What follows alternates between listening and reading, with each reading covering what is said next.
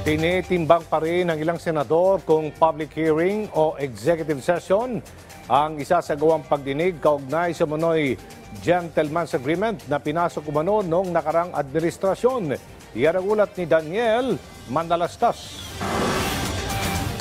Dapat nga bang ipatawag si dating Pangulo Rodrigo Duterte sa nakaumang na investigasyon ng Senado hinggil sa umano'y gentleman's agreement na pinasok umano ng nakalipas na administrasyon at ng China? Na-refer na sa Senate Committee on Foreign Relations na pinamumunuan ni Senator Amy Marcos ang resolusyon para sa investigasyon. At kung tatanungin si Senator Amy, hindi ko po alam, naglilista pa kami kung sino yung relevant people.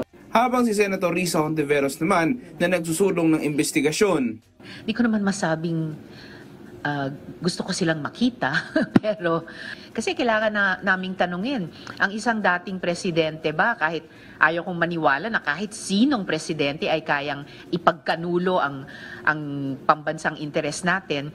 Para kay Senator Amy Marcos, hindi na dapat mag-executive session sa nakaumang na pagdinig. Pero tingin naman ng ilang senador, baka kailanganin pa ito, lalo kung may mga sensitibong paksang matatalakay. Parati naman tayong pwede mag-withdraw into executive session. Pero ang preference ko, wag na mag-executive session para mabulat-lat na lahat. Kung talagang may sekreto, in-executive session, mananatiling lihim, anong silbi nun?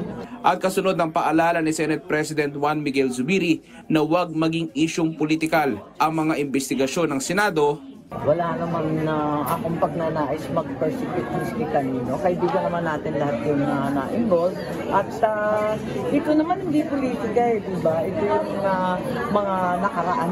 Matagal na to Si Senator Bong Revilla sang-ayon din sa pananaw ni Zubiri at kung wala naman daw malinaw na ebidensya. Ang point lang dito, kung wala naman sapat na ebidensya, I think we should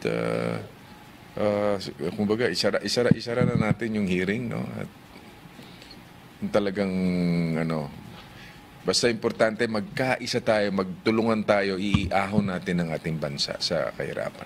Sa ngayon wala pang katiyakan kung kailan uusad ang pagdinig ng Senado hinggil sa gentleman's agreement. Daniel Manalastas para sa Pambansang TV sa Bagong Pilipinas.